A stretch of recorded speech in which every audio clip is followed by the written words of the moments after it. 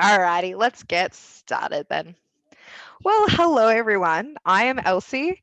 I am the head of customer engagement here at Keela, and I'm joined today with my wonderful team member Laura. She's the head of customer voice, and she's going to be in the background answering some of your questions in the chat if you put them through. But otherwise, I'll answer them at the end as well. So before I jump in, I just wanted to remind everybody of a couple of things. The session is booked out to be 60 minutes long. I'm thinking there'll probably be about 15 minutes at the end to go through any questions, but we'll see how it goes. Sometimes I talk a little bit too much. Sometimes there's no questions because I've covered everything in the session. We'll see. Every time it's different. I encourage you to ask questions in the Q&A or chat box throughout the presentation. Laura will answer some and I'll answer any Q&A questions at the end. One important thing is that if you do have a question that you're putting into the chat, can you please make sure that you choose all panelists and attendees when you're sending it through? I think it automatically defaults to just all panelists, and that means that not everyone can see the questions. So whenever we answer the questions in the chat, we respond to everybody, so folks won't see the question that you asked, and we'll just look like we're sending out random disembodied information. So please make sure you check all panelists and attendees. This session's definitely going to be recorded. You'll get a copy of it as well as the slide deck and just any of the resources that I mentioned in it. I'll make sure I put all the links and things in there probably at the end of today, but maybe tomorrow, depending on how things go. Okay, enough of that. Let us dive in. So, like I said, I'm Elsie. Hello, this is me brandishing my chef's knife. I am a very keen cook, amateur cook, and that's me holding my favorite Canadian chef's book, Maddie Matheson. I'm actually taking part in a cooking challenge at the moment where I need to cook a new dish every week. It's called 52 Weeks of Cooking. And my challenge this week they've given me is called Across the Border. So if I've got anybody here who is from the States, from the US, or from a province that isn't British Columbia, I think that technically counts as being across the border. If you have any suggestions about things that I should cook, please let me know. I'm actually stumped. So I thought I would plug that while I was here and pick all your brains. So if you've got any dishes from your area that you think it would be cool for me to learn how to cook, please let me know and I'll feature it in the newsletter next week. Okay, enough of that. Ooh, enough of that. Let's talk about the webinar. So if you've subscribed to Keela's public newsletter, which is sent each week from David, it's sent every Friday morning, you'll know that we frequently host webinars that are focused on the whole nonprofit community. They're called Key Labs, and they're sort of general. Anybody can watch them and benefit from them, not just Keela customers. But we also wanted to create a space to share nonprofit best practices within the context of Keela, just for Keela customers. And that's what Care Labs are. So we sometimes get questions, what's the difference between Key Labs and Care Labs? Care Labs is just for all of you, and it'll always be about something that's related to Keela. So that's what you're signing up for today. I announce them every week, every month in the customer newsletter, and that's sent out in the first week of the month on the first Thursday. So the next one will be next Thursday. So sort of keep an eye out for my customer newsletter for announcements on that as well. Today we're looking at how you can leverage Keela to manage your volunteers. Let's get started. Many of the organizations that use Keela depend on the generosity and support of their volunteers to keep the lights on. And a lot of the people that I chat to, that we all sort of chat to via email or on the phone, they are actually volunteers themselves. So it's an industry run by a lot of volunteers. They're the backbone bedrock of the nonprofit industry in a way. And so what's really important is that we owe them a robust volunteer program. We need to empower, appreciate, and engage them because of that reason. Now, every organization is different.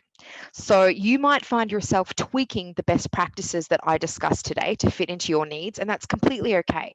No worries. Think about the processes that I'm showing you today as a sort of template that you can pick and choose from.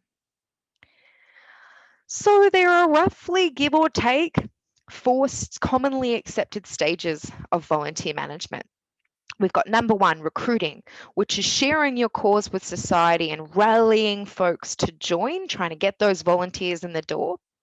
2 is training volunteers. So this includes kind of their onboarding into your organization. So you might run workshops or one-on-one training sessions to make sure that folks know what they need to do when they get to your organization. Number 3, managing volunteers. So this is making sure that you have a system set up that allows you to segment and organize your volunteers so that they fit in to all their little categories, but also keep track of the impact that they're having on your organization. Last but not least, my favorite one, nurturing and engaging, which is showing your appreciation for the folks who offer up their time to help you on the journey. So today I want to show you that if you spend a little bit of time building these 4 stages into Keela, it's going to allow you to better attract volunteers, evaluate your programs, and measure the impact they have effectively. Okay, stage 1, let's dive into that one. So this is the recruiting of the volunteers. So there's usually 3 kind of elements of recruiting. You've got to find them, you've got to select them, and then maybe you'll screen them if you've got specific eligibility requirements. So you might decide, okay, I'm going to build a strong presence on social media to share my impact, my stories with the whole community and try and reach new prospective volunteers that way. Or you might post up flyers with the little staple gun on the telephone poles all around town, like we're living in the 90s, my favorite way to share news. But no matter which way, no matter how you get the word out about your organization's volunteer opportunities, it's important that folks have a seamless application experience once you've gotten them on the hook. Here comes Keela. So you can publish a Keela custom form online that will allow folks to apply from whichever medium you use to educate them about the volunteers. And that's going to be the bulk of what I'm talking about today. So I have created a fake organization. It's a puppy shelter. Lots of animals come though. And I'm going to be creating a fake recruiting process to show you how I would use Keela to do this. So there's 3 kind of steps to this whole recruiting process. Step 1 is an application form. So folks can access my application form that I'm going to create from my website, from social media. I share it on Facebook and Twitter and all those places, and even from flyers that I stapled up around town. And they fill it out, and that provides me with all the information that I need to determine if they're eligible to be a volunteer. So number 1 is the application. Step 2 is review. I read their application that they filled in. It comes through to me at Keela. I'm automatically informed that it's come through. And if they're successful, they move on to the next stage if they meet that eligibility criteria. And the next stage of that is me saying, hey, okay, come and be a volunteer with me, but I want to know what your availability is. Let me segment you. I need to make sure that I know when you can come in. You've got to fit into our schedule. You've got to fit into our organization. So the 3rd stage is me sending an availability form. Okay, enough of me talking at a presentation. We're all here to see Keela. Let's jump in and see how I would do these 3 stages in Keela and just kind of go through the volunteer process hypothetically. So I'll jump into the system and I'm just going to head straight to forms. And I have a volunteer application form that I've created just for today for this scenario. And I'm going to jump straight to the setup tab. The setup tab is where you're going to determine all the fields and questions that your potential volunteers are going to be answering so that you can determine if they're eligible or not to be part of your organization. So I've just directed mine at individuals. So I'm skipping organizations, removing them from it. We can have individuals sign up. And to start off with, I've got all of the fields with the information that I need to make sure that I've got everything so I can contact them effectively and measure whether or not they're eligible. So things like first name and last name, pretty standard. Preferred name, I always put this on my forms, but I don't make it required. So in this column, you can tick if you want it to be required or not. I make sure I don't make it required, but sometimes people have nicknames that they go by or things like that. I always give them the option. Birth date is something that I've made required because I actually have some age limits on some of the activities at my organization. So some folks do need to be over 18 to perform some of the tasks. So I do need to make sure I know how old folks are. Email, address, phone number, all that kind of stuff so that we can reach out to them. And lastly, just an option to subscribe to our newsletter. I put that on every form that I create because the more the merrier. The more people that you have subscribing to your newsletter, the more people you can reach. That's what we want. Cast a wide net. But down the bottom with form questions, that's where things get really interesting. This is my favorite part of anything at Keela is adding these forms. So I can add questions to my forms. I can make them required that folks can fill in when they're filling out this kind of online volunteer application. And I can connect those questions to custom fields that will be on my volunteers' contact profiles. And I'll be able to view that information, view their answers, and also filter contacts based on the answers that they provide. So let's jump into custom fields actually, and I'll show you how I've got it set up. So you can access your custom fields in organization settings, just in the custom fields tab here. And you'll see I've got an entire contact section with all of these volunteer questions here. So I've got different questions, a bunch of different types. So I've got a variety, you can upload files to these questions, yes or no, multiple choice. I've used a kind of variety. I love the variety, always. It's a spice of life, folks.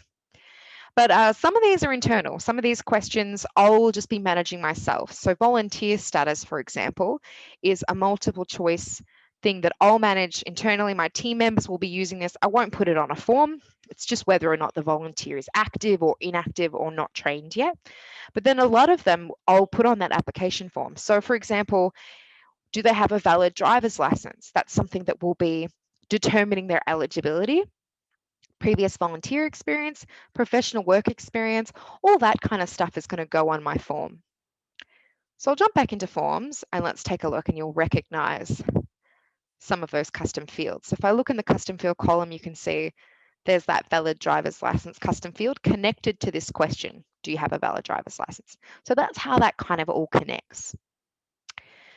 Okay, so once I've got my questions on the form, I've brainstormed with my team what our eligibility criteria is. I've got a question for each and I've connected all of that to a custom field. I can head to the designer. The design of your form is completely up to you. This part, choose your own adventure. I've just changed, mostly edited the body. So I've called it my volunteer application form and I've put a little bit in here about why folks should volunteer and also how the application works. So I find kind of leverage the body to educate folks on what the form is for and how it works. Try and prevent questions in the future, maybe to save yourself time. If the answer's in there, folks won't need to reach out.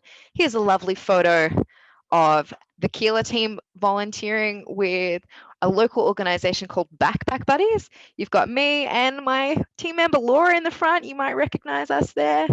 But an image can be a great way to kind of draw attention to your impact. So when folks are filling out this form, they'll look at that photo and they'll say, hey, that looks like a lot of fun. I definitely want to be a part of that. So just an example of how you can design your form. Information like that, all good. Then the body of the form, here's where those questions that I've added are going to appear. So people will fill in their contact information up here, and then they'll go through and let me know about their experiences and tick those questions and things like that. They'll interact that way.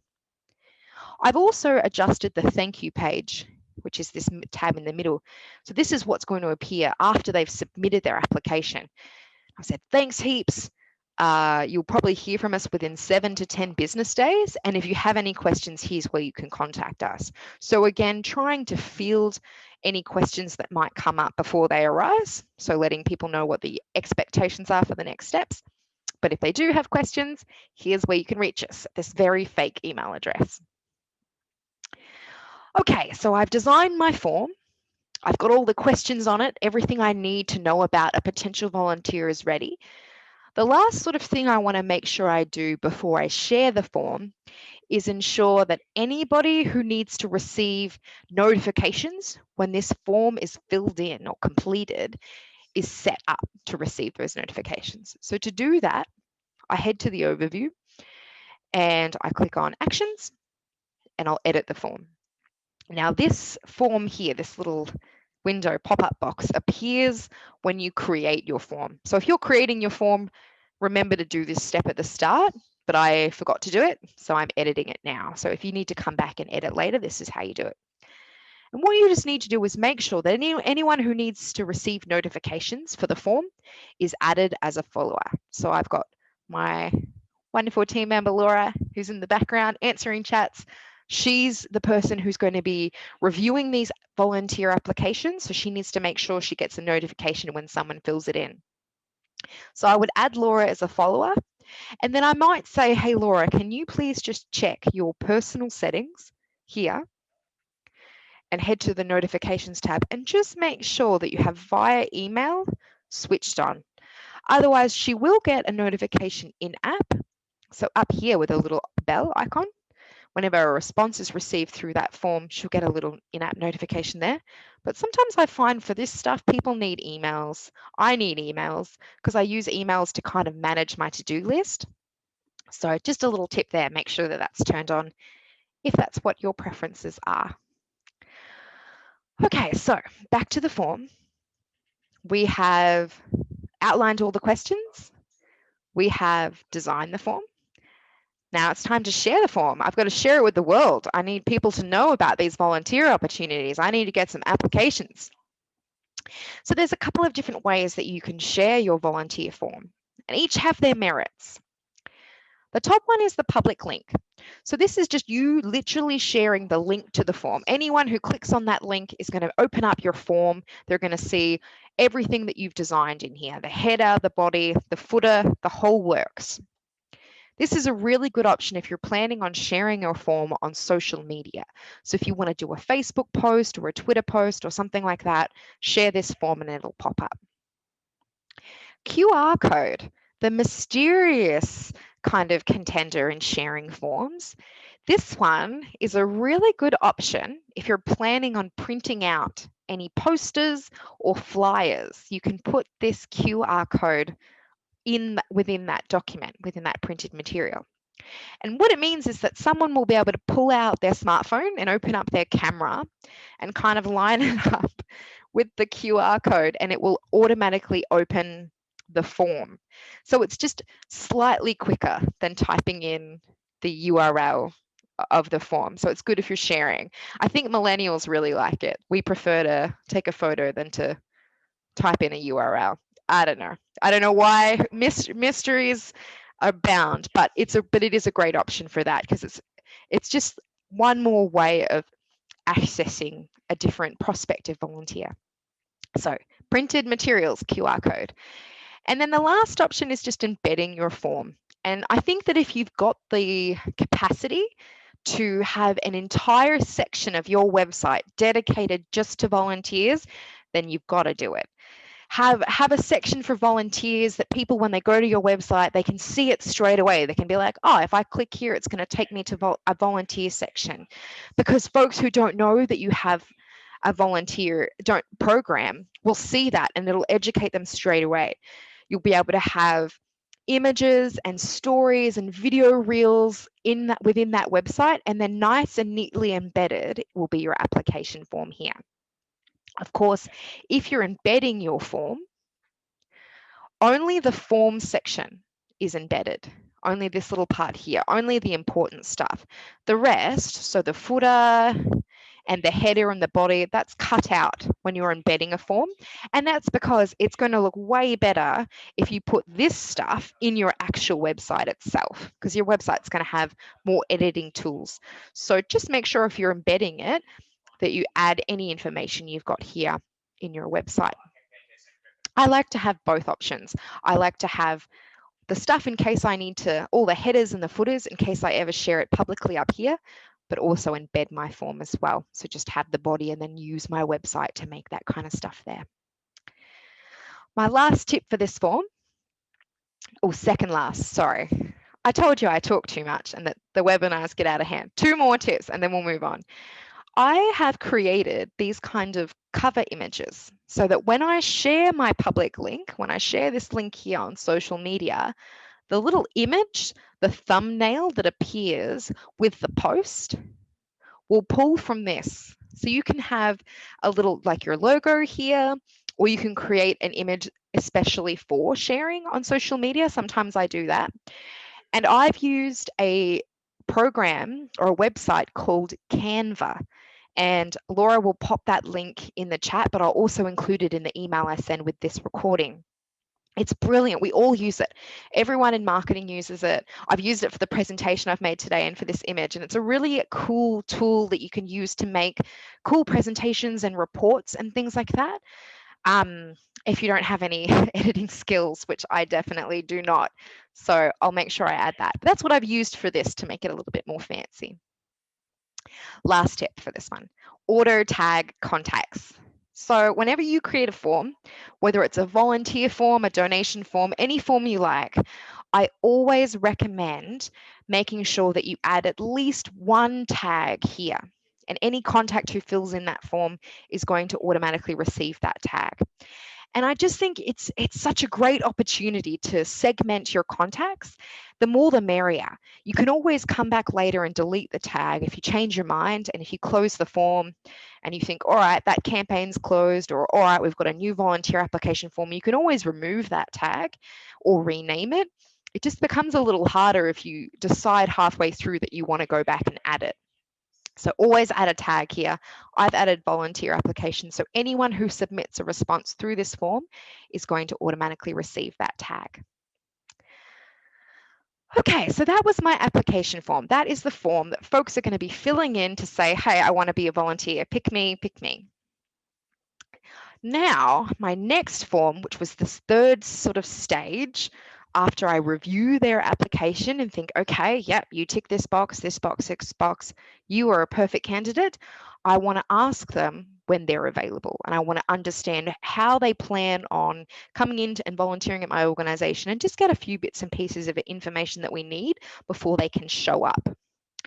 And for this, I've created a volunteer availability form. So this is I think folks do tend to have application forms. I think this part is where I'm going to kind of hopefully give you some interesting processes. So let's jump into the volunteer availability form and see what I've got for the setup here. So for the fields, I've already collected a lot of the information that I need from my contacts through the application form. And I'm only going to be sending this volunteer availability form to people who've filled out my application and are also eligible. So they've already filled in one form. So I don't need much. I just need first name, last name, and email address. Down the bottom, I've got a different set of form questions. I've got the next level of information that I need from these folks. So I've got things like volunteer availability. So people will be able to choose from all the different shifts that I have at my organization. I've got morning and afternoon shifts every day, but you might just have days of the week or specific classes or things like that. You'll know your own availability slots. A t-shirt, because we give everybody a free t-shirt when they sign up, so they have to let me know their t-shirt size, emergency contact name and phone number, and then the volunteer waiver that everyone needs to sign before they can become a volunteer at my organization. So this is a document that people need to upload, and I figured out a cool way that we can share that with folks via this form so that you don't need to reach out and send it to them. It kind of automates that process. Let's check it out in the designer. So again, I've used the opportunity in the body of the form to educate. So I'm just letting everybody know that when I say morning and afternoon shift, what I mean is 9 a.m. to 11 a.m. and 2 p.m. to 5 p.m. So when folks are scanning through here and picking their availability, they know that those time slots link up to this section here. And then here I've got download and sign the volunteer waiver. And if they click on this link here, click here to download, open it up. What I've done was I opened up Microsoft Word and I used one of their many templates. Microsoft Word has a bunch of templates, but you might already have your own waivers that you've got or something, anything like that. And I just repurposed it. So I changed the organization name and the logo, popped in some fake text, and people can download it because I've uploaded it online. They can click on that link to download it and sign it and upload it back in my form down here. They can upload files because I made this question a file type question. So that can be a really cool way of getting them to complete that step. And because it's a required field, they can't submit this without uploading that document there. And a really cool thing about making the form digital is that if folks have Adobe on their computer, they'll be able to download this PDF, electronically sign it, and then upload it. So they won't even need a printer, which again, for the millennials, I don't think any of us own any printers. We've been secretly using our work computers, our office computers for years now. Of course, COVID has sent us all home, so now none of us have access to any printers. So if you could digitalize that for anyone, that would be very, very helpful. But that's just one of the examples of how you can use all the different custom field types to really get the information that you need without having to do any work for it. All of this is kind of automated. Now, when it comes to sharing this form, I'm actually not going to make it publicly available at all. I only want my application form to be publicly available because this form is only going to people who've passed my eligibility criteria and who I'm saying, okay, cool, come and be a volunteer, please provide us with some more information. So what I'm going to do is I'm going to put this form into a welcome pack that I send once I've approved someone as a volunteer, so that can be part of their onboarding process. Let's take a look at that actually. Stage 2. So that was stage 1, recruiting. Now we're up to stage 2, which is sort of training volunteers or getting them onboarded. So in this stage, you might send out something like a welcome pack. You might do group training or one-on-one training, and it's where things like segmentation come into play. So let's take a look at that in Keela. If I head back to contacts, maybe we'll start with how I would segment my contacts. That might be a good place to start because I'm going to be creating a way to send out my welcome pack, my welcome email that has that availability of 4 minutes so people can sign the waiver and let me know when they're ready. So let's jump to segments. I'm going to create a new segment, and this time I'm going to create it as volunteer application received. So because I added that automatic tag to my form, I could just filter by tags, contains any of, and choose that volunteer application form. So that's a really easy way of doing this if you want, if you've made sure that you've auto tagged all the responses on your form. So I've got 34 contacts who've filled out that form. If you didn't do that, you can also use the custom fields that you've added as questions to your form to filter people by as well. So let's search custom fields. And let's say of all the custom fields I have, maybe I'll use this as an opportunity to evaluate someone's eligibility as well. So let's say I want to look at this valid driver's license custom field because I know it's on my application form. So everyone had to fill it out. And let's say everyone who volunteers at my organization must have a valid driver's license. That could be one of the imaginary criteria that I have. So now I'm looking at contacts who have in the valid driver's license field, they have yes populated. So we'll filter and see that's dropped my contacts from 34 to 28. So although 34 people have filled in my form, actually only 28 of them are really eligible. So because I added another filter, I'll just make sure that I save those filters to this segment. So that's kind of a way that you can use those custom fields to create some meaningful lists. So now I've got a segment for my volunteer applications received. Maybe these are the folks that I want to send my welcome pack to. The next stage of getting them into my organization is asking for their availability. So let's get that to them. Because I'm going to be sending an email to a bunch of people at the one time with the same information, eBlast is definitely going to be the way to do that. So I'm going to jump into eBlast. I've actually got a template I've created already for this welcome email. So you'll recognize that beautiful picture, and I can use this whenever I send out these welcome packs to people. So I'll jump back to eBlast and let's go ahead and create one. And I'm just going to call it volunteer welcome pack and put today's date so I know that who it was sent to. I think for category this counts as stewardship maybe for volunteers. Up to you, the world's your oyster there.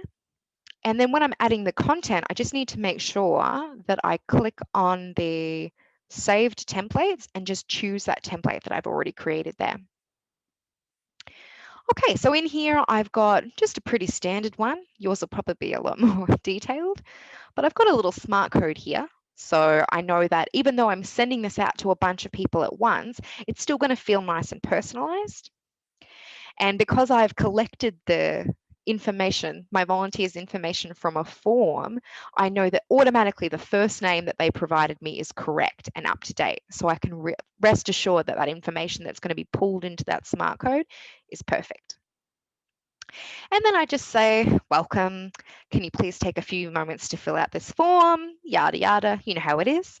So what I want to do now is give them access to my availability form. This is the only place you'll be able to access this form. So only those people who I've received an application form for are going to be getting this. So I'll click and add a button here. And what I'm going to do is change the button type up here to be linked to custom form. And then I'll just be able to choose the form that I created just from this list. So volunteer availability form. So everyone who's sent me an application in, if they're approved, they're going to get a copy of this e-blast and they're going to be able to link to that form and they'll be able to fill in that form all through this. I'll go ahead and save and continue. And when I'm choosing the recipients, I'll just make sure, apologies, my internet is a little slow today, but hopefully we can pull through for you.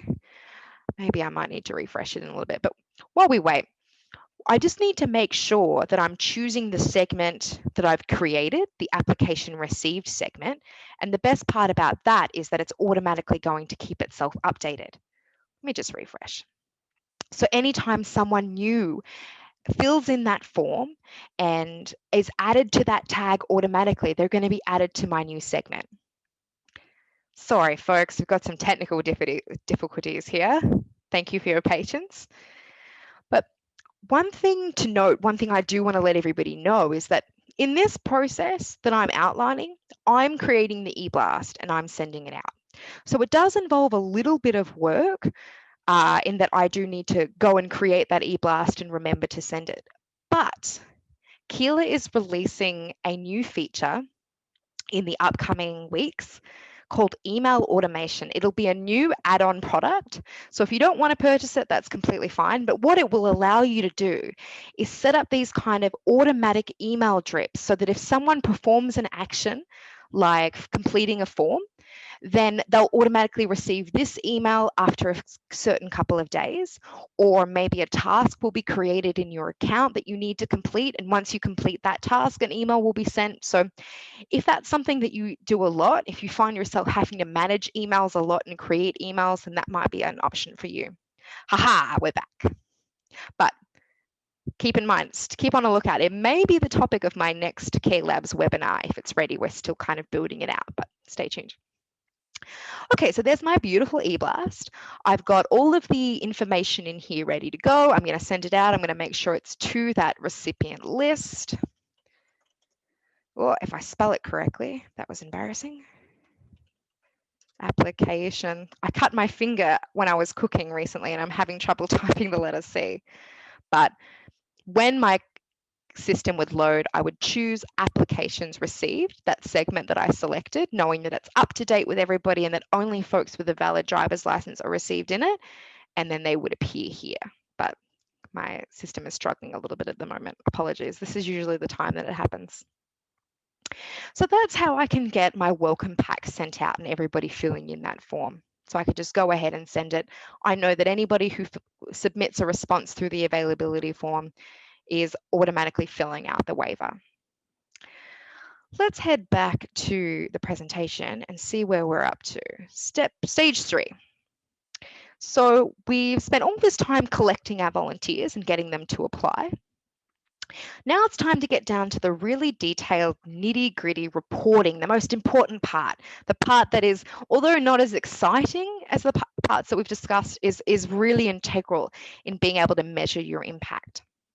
So first thing I want to talk about is scheduling, how you can use Keela to schedule based on the forms that you've sent out and the information that you've connected, as well as adding hours and measuring your impact. Let me head back into Keela. And for this, I'm going to head to contacts and to segments, if my system allows it. So since I've started collecting my availability from folks, I've asked them to choose shifts. Maybe at this stage, I think, okay, what shifts do I need to fill? So everybody, has given me their ideal shifts. Maybe of all the slots I've got available, I struggle filling Saturday morning the most. I think that would probably be the hardest one that I would need to fill. So maybe I go through and I create a bunch of segments, this one specifically for Saturday morning, and I want to filter by the custom field that I used when I was creating that form, when folks were filling it out. Well, give me a moment. Apologies. Technical difficulties abound today. It happens to me. Now you can see that even if you're a Keela expert, it still can happen to you. I might have to skip this part and I'll put it in a video when I send out the recording. I will skip the segmentation. We've already looked at how you can filter your contacts by a custom field. So I'll skip this part and we'll head straight to impact areas. Okay, let me set it out there. So impact areas. These are, I think, the unsung heroes of reporting. So when you're using impact areas, it's kind of a label that you can put on donations or revenues or volunteer records. And it's a way of saying, hey, here are the areas of my organization that people can contribute towards and that I want to measure. So I wanted to point it out today because I know that folks do use these for measuring donations. I think the most common example of it is when you put impact areas on your donation form and you have your donors choose which area they want their financial gifts to go towards. So for example, here, it's loaded, yay. I've got taking care of animals is one of mine that people can volunteer towards, animal pickup and shelter front office. So you can actually add that label to your volunteer records and you can run reports on all of that kind of stuff. You can run reports on how many hours have been contributed towards shelter front office. We've got 69 and use that to measure the value of the time that you're receiving. So it's a way of you tracking that. So not only can you do end of year reporting on the donations and the payments that you've received and all of that, you can actually kind of put some kind of monetary value towards the time that you've received. So impact areas are definitely something I recommend you adding whenever you log volunteer hours in your Keela account. Speaking of volunteer hours, there are two ways that you can log volunteer hours in Keela. So you can manually log them just on a contacts profile. So in the volunteering tab, if you've got a couple, you might just be manually logging them here and there. Make sure you put an impact area when you're logging them. And then if you have a bunch of volunteer hours to log at once, what you can do is you can import them in a spreadsheet. And we recently received a really cool request in our product portal. And the request was for volunteers to be able to log their own hours in Keela without necessarily having a Keela account. At the moment, Keela is set up, locked up tight. You must be a team member with the correct permissions to be able to add volunteer hours. But this kind of idea, this suggestion was, wouldn't it be great if someone could log their own hours, not necessarily logging in? And I think it's brilliant. So I've definitely let the product team know about that and how much I love that idea. But it did get me thinking about how we can kind of work it out to automate this as much as we can and make it as easy for you as we can using Keela Forms, my favorite thing in the world. So if I jump through to forms here, and you can see here I've got volunteer hours form. So this is a form that I've created, and at the end of everybody's volunteer shift, I want them to fill in this form. It's got a couple of questions on it. It won't take them long, and they can do it on their phones. So I'll go in here and jump to the setup tab. And here we'll look at adding some questions to the form. So I'm going to jump straight down and I'm going to add some in here. So these are the questions they're going to fill out. Let's go ahead and add some. So when I'm adding these questions, I'm actually going to give them really kind of Keela themed names. So my volunteers I'll have to give them some instructions so they understand what I mean, but I promise there's a method to my madness. So the first question I want to know when they're filling in their hours is, what impact area did you contribute your time towards today? And I'll make this a single select multiple choice option. I only want them to choose one answer because I can only have one impact area to make my reporting really specific.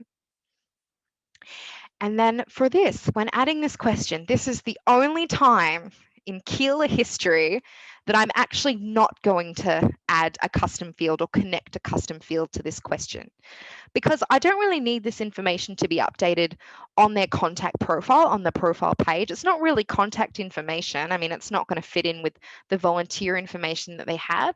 I'm going to be uploading it onto their volunteer tab as volunteer hours.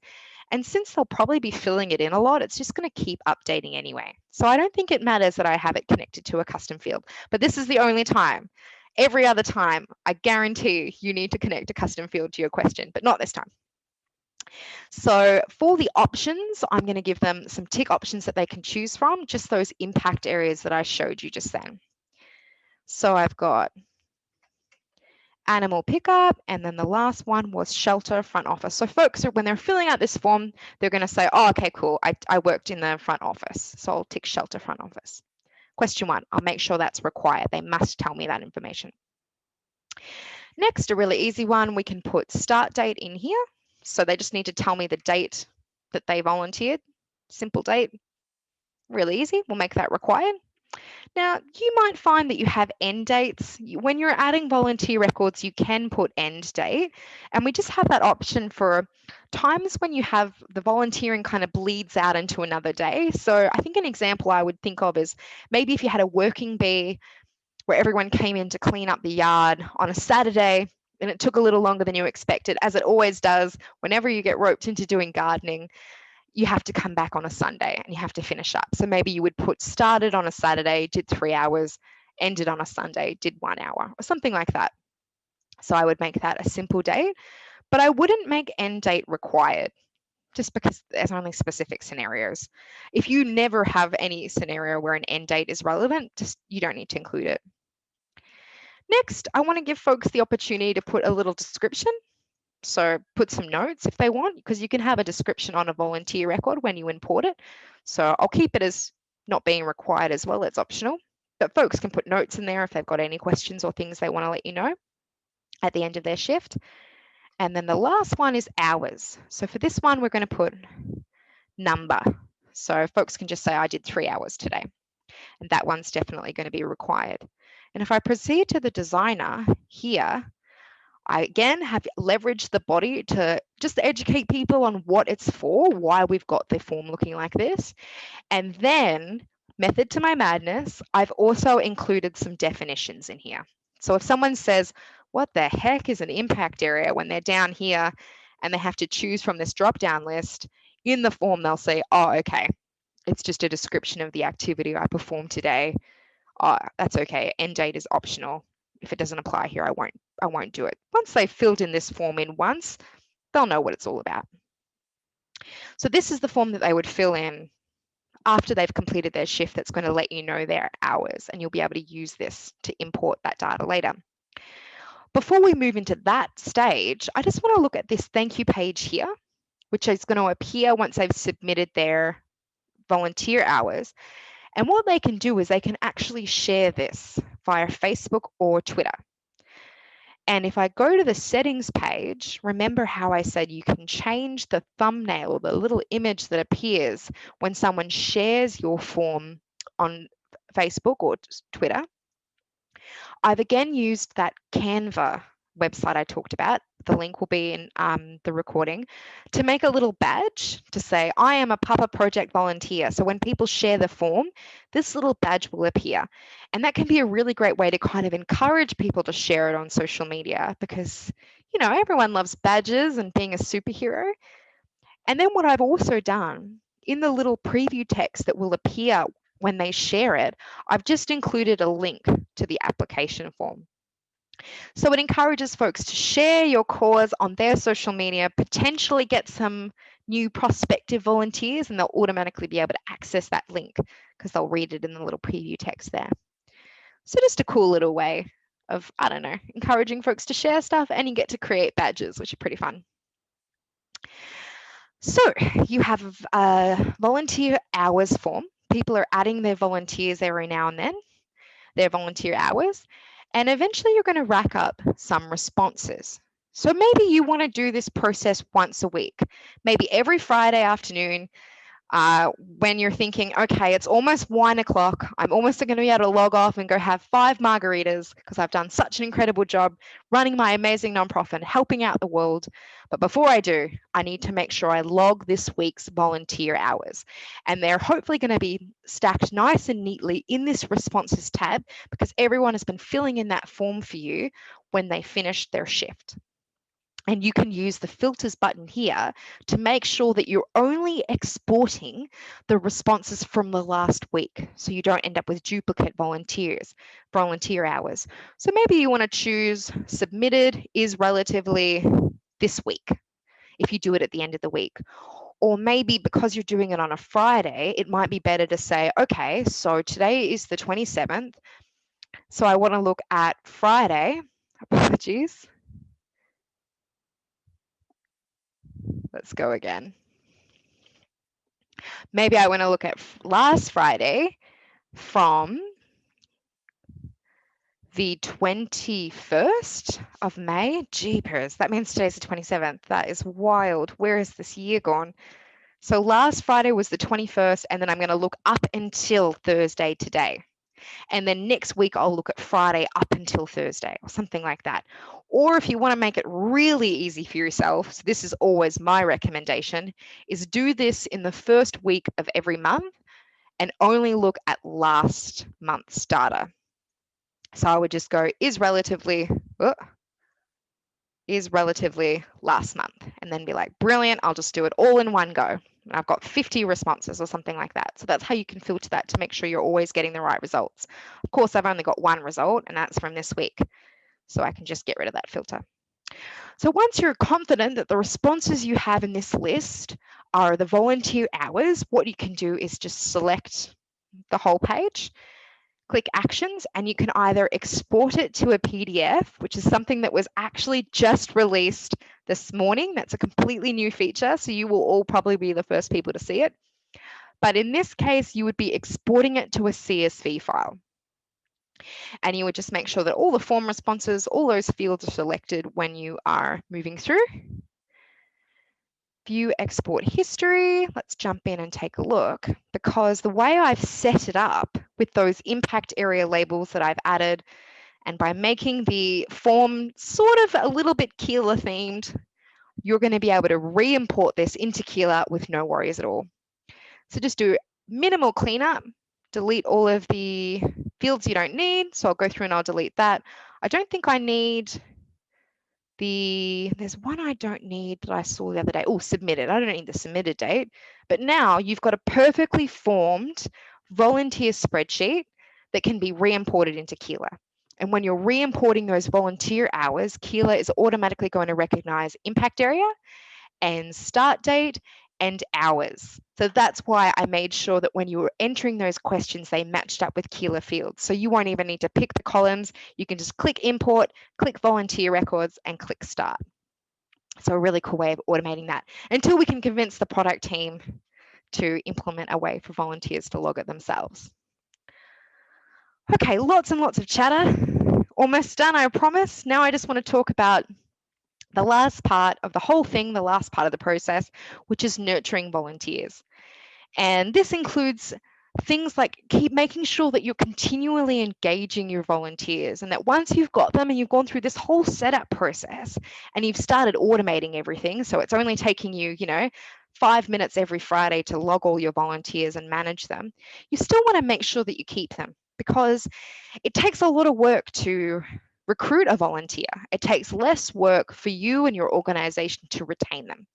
And nonprofits, or a nonprofit consulting firm has shown with one study that they did that 79% of volunteers, up to 79%, donate to that same organization as well. So spending a little bit of time and money to nurture your volunteers saves you time in the future, which equals money, but also encourages more donations. So I know in the nonprofit world, sometimes we think, okay, we can't afford to do this. We need to make sure that we save all of our kind of resources for our impact area, for our one cause area. But here is definitely somewhere where it pays off. So you can use e-blasts and social media to share your success stories. So the time that you would spend for this would be whenever you've got people in your organization volunteering, take photos, take videos, interview your volunteers and do sort of stories on them and profiles that you can share on social media. And then that way they'll think, yeah, I look awesome in that photo. I look great. I'm in this video. Here, look, mom, look at me. They can use it to guilt their family into coming and being more proactive in the community. They'll share your stories about them on their own social media, which will then reach their friends and family, which is a whole new level of people that you're reaching, a whole new level of prospective volunteers. So those kind of success stories, taking the videos and the photos of people in action, worth its weight in gold in terms of the people that you'll get back in the recruiting process. Plus, it looks great. I love reading those stories. They're my favorite things, is those volunteer success stories, eh? Next, holding a private event. So even if it's just a pizza party, a humble pizza party, some kind of event at the end of the year to say, hey, to all my volunteers, thank you so much. Come in, meet each other, connect with our organization, have some pizza. And while it will take some money out of your very small budget, like I said, that money is going to pay you back tenfold in terms of the costs saved in the recruiting process, but also in the financial connection that you have with your volunteers as well. Those are your family, and sometimes you got to give yourself permission to celebrate them and appreciate them. Lastly, the easiest one, thank yous. So sending out big thank you letters and emails at the end of the year. You can handwrite notes, you can send out fruit baskets, however you do it. A great way to take those thank yous to the next level is to use all of this data that we looked at today. So all of the hours that you're tracking, the impact areas that you're using to add labels to all of your volunteer hours that you're recording. You can take the thank yous to the next level by saying, you contributed 72 hours to our organization this year. Or you could have like volunteer award shows where you say, this person is a gold level volunteer. They volunteered the most hours. Oh, but this person here is almost coming up. Maybe next year you'll need to put in a little bit more hours and you'll be the winner. So that's how you can leverage that data and use it to kind of have free engagement. And everybody loves the competition. I always want to be the winner. So I would read that, and next year I would be like, wow, just you wait. I'm going to be a new level of volunteer activity. So another reason why your reporting is really important. Lots of talking from me, and I went a little bit over, although I feel like some of that was my internet. I can blame that instead of blaming my own talking. Let's open it up for questions. I will stop sharing my screen if I can figure out how to do that. There we go. And I can run through some questions. Looks like Laura's been very busy here. I'll start with the Q&A panel then. 2 have been answered. Okay. Let me take a look at what we've got. Sorry, usually I've got Sam on the line and she's reading out the questions all for me. Set up an iPad is a fantastic idea. That's from Laura. Okay, Laura's sending me through some information about how to go through form styling. Maybe there's been some questions on that. Thank you for saving me, Laura. Okay, I can definitely go through that. It's up to you how you style your form, but I can show you some things that I like and some things I think people might miss in this process. So let me head back to my screen share. Okay, and I want to bring up Keela. All right, heading into forms, and I'll do my application form. I think that was the nicest. So when it comes to styling your form, think about where it's going to be shared. Because remember, you're styling for the medium that it's going to be looked at.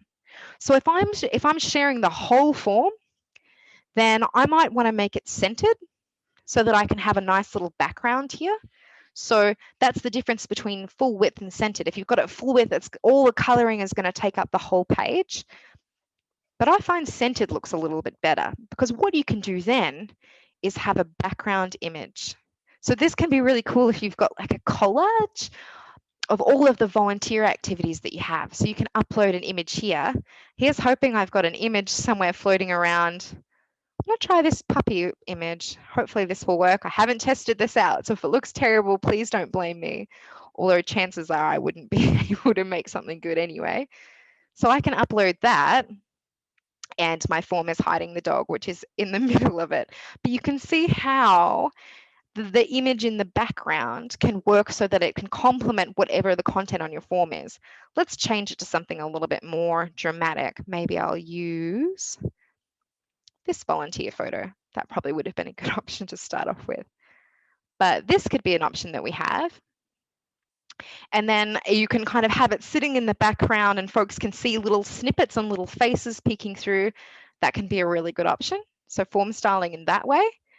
And then, of course, this is only for if you're sharing the public link. So I'll show you how that kind of looks. If I close out of here, and let's open up my form. So this would be what people would see when they load your form. So it would look a little bit better there. And so that's what I mean by having a centered page. So that's some settings for design. Let me see if there's anything else that Laura shared that people might need. And any more chat questions? Any more? I'm missing. I feel like, oh, Q&A, here we go. Thank you. So we've got a question from Elma. Can you describe again the main difference between tags and custom fields and how you add custom fields? I love this question. I love custom fields. I could talk about them all day. So thank you, Alma. You have made my Thursday. So the main difference between custom fields, if I go to my contacts page, tags are labels that you can have and manage here. So a tag is a label that you can use to put on a bunch of contacts profiles who all have one thing in common. So if I go into my volunteer application tag here, I've got 34 contacts who all have this one tag, and they all have that one thing in common, that they're all part of my volunteer application process. So you can only use it to track one thing as an overarching label. So I've got tags like a major donor tag. So everybody who's in this tag, every profile that's got this tag on it has been, is a major donor, and I've added them as that tag. And I've got folks down here who were annual gala attendees. So you can only use tags to really track one thing. But it's very useful because sometimes in the nonprofit industry, we've got so many big buckets of people. So you can use it like that. Whereas a custom field doesn't sit separately, it sits on a contact's profile. So let's jump into John McLean's profile. Hope we've got some diehard fans on the line. If I go down here, you can see all the tags are listed here. So there are single labels that are only tracking, someone can either be a board member and have the board member tag, or they're not, and then they won't have the tag. So you're kind of limited in the stuff that you can track. Whereas custom fields work just like any of these other fields on a profile. So they're just like first name and last name that you can use to track information, except you can add whatever you want. So when you're viewing a custom field, it just works like that. It works like a birthday or an email address, and you can edit them and you can come in and you can adjust that information on their profile. So it's sort of like a tag is just a limited kind of label that you can slap on everyone. Think of it as being part of a club or a sticker. Whereas custom fields, which you manage in your organization settings, in here, in custom fields, you can add hundreds. I've got heaps, all these different things that I track that are only specific to my organization, that haven't come as part of the kind of pre-built fields that Keela has, like first name and last name. It's the extra stuff. So you can add them from here, from the custom field section in your organization settings. Just add a custom field and you can choose all the options. I've got a couple of training videos specifically on the difference between custom fields and tags. how to add custom fields, and how to add custom fields to forms. So I'll put all of those in my follow-up email with the recording as well. So you'll be included. But I hope that's cleared it up a little bit. I think you should just play around with it. That's the best way to learn, is try adding some fake custom fields, put them on some contacts profiles and see what happens. All right, one more question. I think we've got, I think we've run out of time, but I will just quickly see if there's any questions. Can you describe again the main difference between tags? We've covered them all, I think. But feel free to send through any questions that you might have that I haven't gotten to through to support@keela.com, and I'll make sure I put in a lot of supporting extra reading in case you're particularly curious about this. Thanks, everyone. See you next Care Labs webinar. Tune in next Thursday for our customer newsletter where I'll announce the next topic. Have a great day.